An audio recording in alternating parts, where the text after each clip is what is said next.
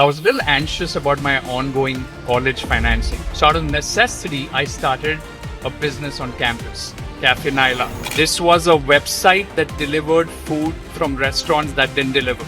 So I made 30% of menu prices. When I graduated, I sold the business to a fellow student for $5,000. That was my first exit. Over the years, I kept my ties to India strong and I observed the developments and inflection points that we all saw. But nobody was talking about the second order effects of these inflection points. The labor for the digital economy was coming from the physical one. Small businesses in India are the backbone of the Indian economy.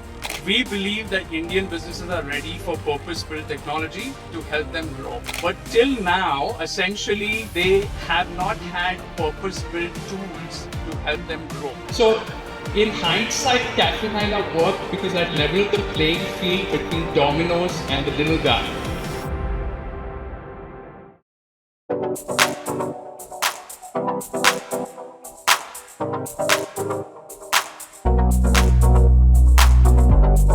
So I'm here to talk about why I moved back to India from the US. But let's start with when I first left India as a young 17-year-old to go to Papson College in the US. At the time, my parents happened to be going through a separation. So I was a little anxious about my ongoing college financing. So out of necessity, I started a business on campus, Cafe Naila. This was a website that delivered food from restaurants that didn't deliver. I know what you're thinking, DoorDash, Uber Eats, but this was the year 2000. I'm a little older, and there were no smartphones or Google Maps. So the problem was simple. The dining hall on campus closed at 7 p.m. and the only late night delivery option was Domino's Pizza. And I was sick of pizza and I missed Indian food. So what if the little Indian restaurant 15 minutes away or the Creek restaurant could deliver food like Domino's? So I slapped the menus of that Indian restaurant on a website. One late night delivery service, I was the driver, and the restaurant viewed it as a bulk order. So I made 30% of menu prices. When I graduated, I sold the business to a fellow student for $5,000. That was my first exit. So in hindsight, Cafe Naila worked because I leveled the playing field between Domino's and the little guy. I thought about that many years later, but that is what was interesting about it. Now, over the next 20 years, I started 4 companies. The first 2 failed, but the other 2 made it. The ones that did were B2B SaaS software product companies that I bootstrapped, ironically, grew and eventually sold to private equity firms. I learned the most building RecruiterBox, the first SaaS software company. In 2011, we built an enterprise-grade recruiting software for small businesses in the US and across the world. We basically built software that was as simple as email and Excel to help our customers manage their hiring process. 8 years later, when we sold the company, we had 5,000 customers, 5,000 companies using it. And again, I think in hindsight, the customers loved our product because we had built it for productivity, not process. Now, over the years, I kept my ties to India strong and I observed the developments and inflection points that we all saw. The first one being about 8 to 10 years ago, Jio, which is lightning fast 5G internet access for 1 billion Indians. UPI, which is open source peer-to-peer free instant payments. And GST, which is a single tax framework for in-country trade, which simplified a lot of stuff. Everybody knows about these inflection points, but nobody was talking about the second order effects of these inflection points, or at least we didn't hear about it.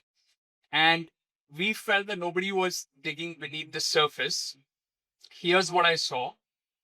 India's internet consumer giants were creating tremendous employment, delivery drivers and so forth, but they were shifting labor away from hard nation building industries. The labor for the digital economy was coming from the physical one. The hardest hit were manufacturing and agriculture. So it's amazing. We are a country of 1 billion people, but we have a shortage of labor in a lot of areas. The inflection points were also a booster shot for small businesses in India. Small businesses in India are the backbone of the Indian economy. They have a lot of impact. And they are also looking to level the playing field with enterprises and grow quickly. But till now, essentially, they have not had purpose-built tools to help them grow. This is a real a screenshot from a scaled company in India. If you go to India, you'll see large companies still using WhatsApp. So we believe that Indian businesses are ready for purpose-built technology to help them grow. So these and other insights on how India is going to evolve over the next decade convinced me to move to India and start Inuka Capital. These insights have informed a lot of our investment decisions. As of this morning, we have 21 portfolio companies in Fund 1. And many of our portfolio companies help small businesses in India, just like Cafe Naila did. We have a company called TerraFac. That's basically, there's a shortage of 1.3 million welders in Indian factories.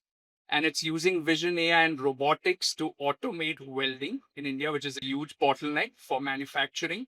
So we hear about Indian manufacturing tailwinds, but where's the bottleneck? What's actually causing the production to not go up?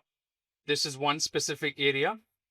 We have a company called Propacity that's enabling tens of billions of dollars of new home sales across India, across different cities for mid-sized real estate developers. So how are they enabling this?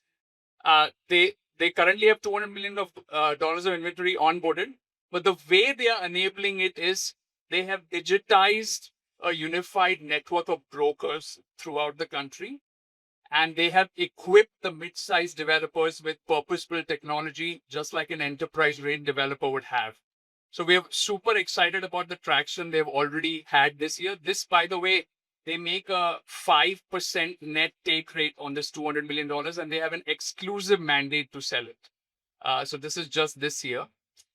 And basically, we have a company called Apni Bus that enables 700,000 intercity buses in India with real-time ticketing and inventory. So they can serve 30 million Indian daily commuters well. And they're doing about 8 million tickets. They're processing 8 million tickets per month, growing at 20% month on month.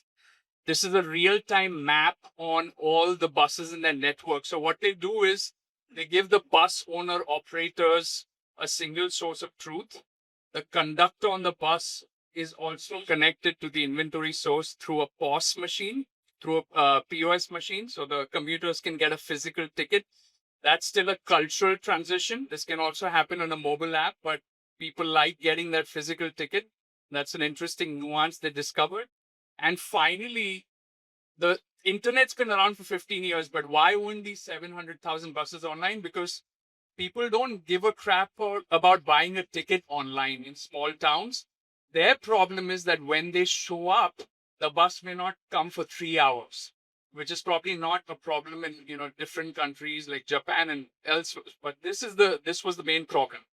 So they put GPS device on every bus that joins their network. So now, just like Uber, a commuter can see, oh, my bus is 11 minutes away. And oh, by the way, if I buy a ticket on the app, I'll get a place to sit, which is another problem because the buses are so loaded that sometimes people are just standing for a 3-hour journey. So these were pretty unique insights. So this is 3 companies out of 21. So I had moved to the US to start this business to help the little guy. Basically, I've returned to India to do the same thing. Thank you.